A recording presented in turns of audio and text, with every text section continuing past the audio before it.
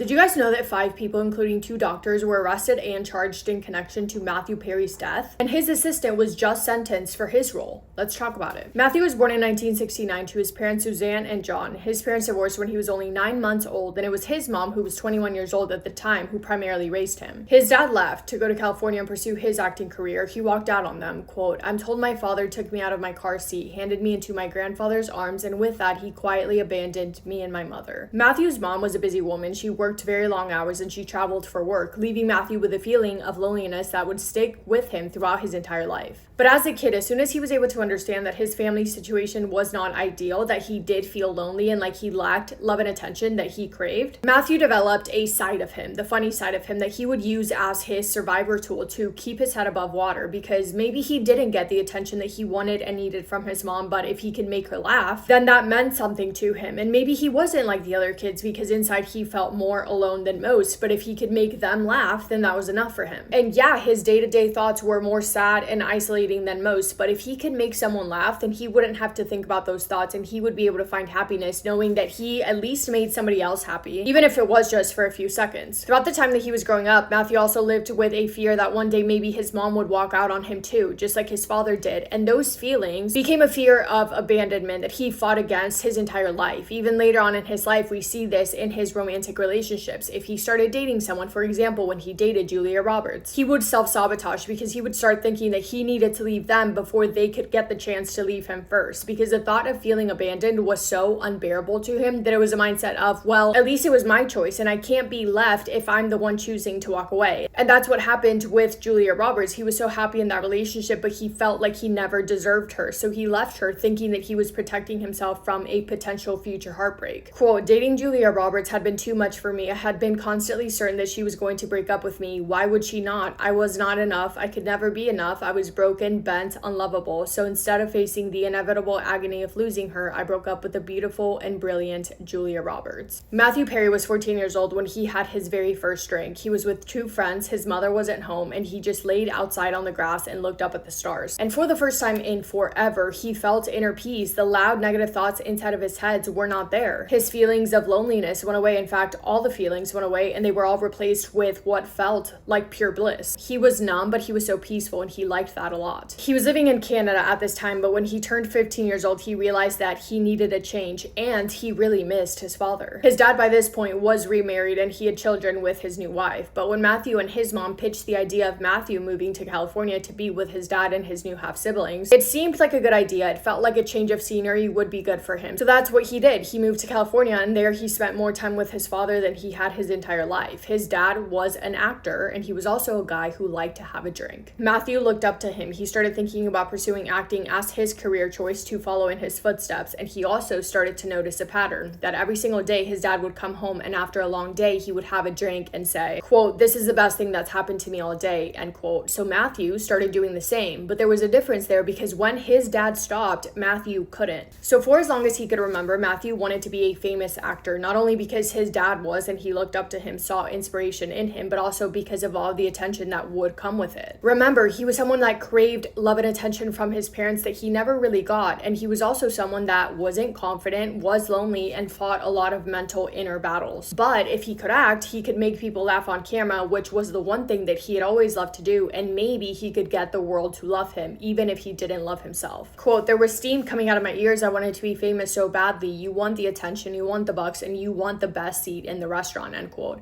Matthew's dreams came true in 1994 when he landed the role of Chandler Bing on the show Friends. He had acted before on various projects, but this was the one role that he really wanted. He was 24 years old at the time, the youngest member of the cast. He was in desperate need of money, but he was also incredibly passionate. When he first heard about the show and about Chandler's character, all he could think about was that he was everything that Chandler was. All of Chandler's personality traits that his character needed to have on the show, Matthew Perry had in real life. So it was a role that he could could so easily play because it came so natural to him. Chandler was someone that had bad luck with girls, someone who made people laugh. He was the funniest. He got uncomfortable with any type of silence. Quote, "It wasn't that I thought I could play Chandler, I was Chandler," end quote. When he auditioned for it, he didn't even bring his script with him because he had learned all of the lines by heart. But he got the role, he got the call, and it kind of saved his life. Quote, "I don't know what would have happened to me had the call gone the other way. It is not out of the realms of possibility that I may have ended up on the streets of downtown," end quote. And I do not have to explain to you guys how big of a success the show Friends was. Everyone and their mom knows the show Friends. To say that it was successful would be an understatement. The 6 cast members on the show began making a little bit over $22,000 per episode, then $75,000 per episode, and eventually they were making $1 million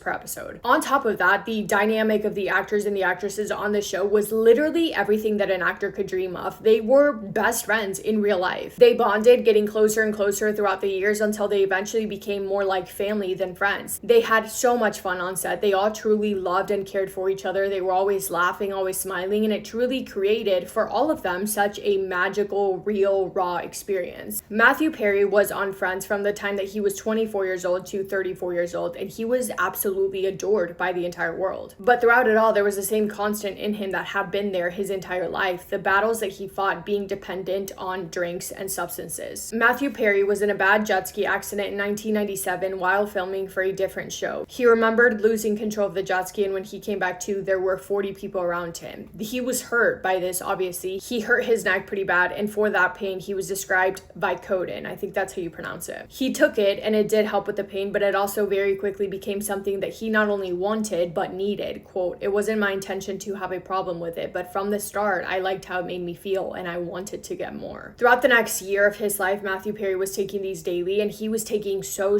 many of them, and things got to the point in which he began to spiral. He was out of control and very unhealthy, in his own words, not only from the substances, but also from the drinks. He began losing weight because all of his appetite was gone. He got down to weighing 128 pounds, and he started doing things that made him not even recognize himself. For example, on Sundays, he would go to open houses for the sole purpose of going into strangers' bathrooms to see what he could find and take from their medicine cabinets. He lost himself in it completely. He first went to rehab in 1997, and from then on, he was in and out. Quote, "I have spent upwards of $7 million trying to get sober. I have been to 6,000 AA meetings. I've gone to rehab 15 times. I've been in a mental institution, gone to therapy twice a week for 30 years, been to death's door," end quote. So things were getting pretty bad, and even though he tried to be his best self on set, the cast on the show were some of his closest friends in real life, and they noticed. It's not surprising that they noticed because it would have been hard not to. Matthew Perry said that he had absolutely no memory of 3 full years in which he was filming Friends. Quote, "I don't remember 3 years of it. I was a little out of it at that time, somewhere between season 3 and season 6, end quote. But one thing that he did remember and was never able to forget was a moment between him and Jennifer Aniston when she went up to him and told him that they could smell it on his breath and that he needed help. Quote, "He is one of the most sensitive people I've ever met, more than most girls I know. His feelings get hurt. He cares what people think. It was terrifying watching someone that you care about in so much pain," end quote. Matt LeBlanc, who played Joey on the show, also tried to step in and help. Quote, "I tried to talk to him. There wasn't a response. It's such a personal struggle. They need to bottom it out on their own," end quote. Lisa also tried showing up for him, but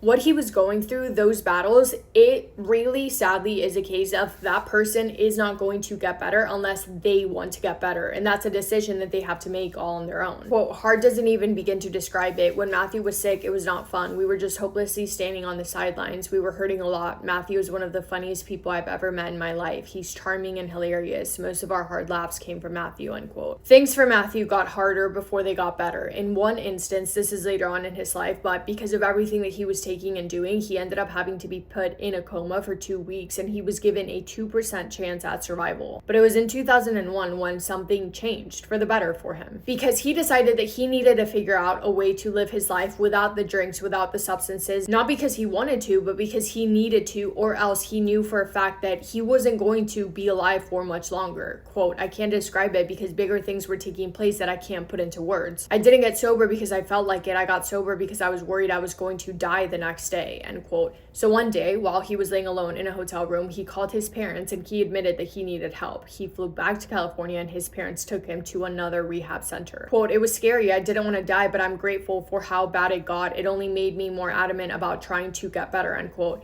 So after Friends ended in 2004, Matthew Perry spoke publicly about his struggles that he had while filming for the show and about how he was doing better and about his intentions to continue doing better, saying that you can't have a problem for 30 years and expect it to be fixed in 28 days. Quote, "You don't recover from what I went through overnight. It's a day-to-day process." So he worked on himself, continued getting the help that he needed, and decided that the one thing that he knew for a fact that he could be good at was helping people. Even if he still faced times in which he didn't know how to help himself, he prided himself in always being able to help others. In 2013, he ended up opening a 5,500 square foot property in Malibu as a sober living facility for men, and he did just that. He helped a lot of people. Quote, "When I die, I don't want friends to be the first thing that's mentioned. I want helping others to be the first thing that's mentioned, and I'm going to live the rest of my life proving that," end quote. But despite his massive efforts to fight against it all, Matthew Perry struggled badly in the last months of his life. In the fall of 2023, he fell back into old habits, and it was October 28th of 2023 that would become one of the hardest days for everyone who knew and loved him. Matthew Perry was found deceased at his home in LA at the age of 54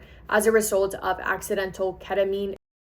Matthew Perry had been undergoing legitimate ketamine infusion therapy to manage his depression and anxiety, but toxicology reports showed that the level of it in his system were far beyond what would be medically appropriate. Because of that, in May of 2024, authorities opened up a formal investigation into not only how he had obtained it, but why there were such large amounts of it in his system. So, the legitimate ketamine infusion therapy was exactly that. It was legitimate, but because it was actually helping his depression and anxiety, he wanted more of it so that he could feel the benefits from it 24/7, not just when he was doing the therapy. And when his treating physicians refused to increase his dose, Matthew Perry then looked to get it elsewhere, first through two Southern California doctors. 42-year-old Dr. Salvador Plasencia from Santa Monica was thrilled when Matthew came to him for this because he knew that he was famous, he knew that he was rich, and he wanted money. But he was clueless, honestly, about what he was doing, so he reached out to another physician, 54-year-old Dr. Mark Chavez from San Diego, and he tells him, "Look, if we can provide Matthew Perry with what he's requesting, we are going to be able to make a lot of money." So that's exactly what they do.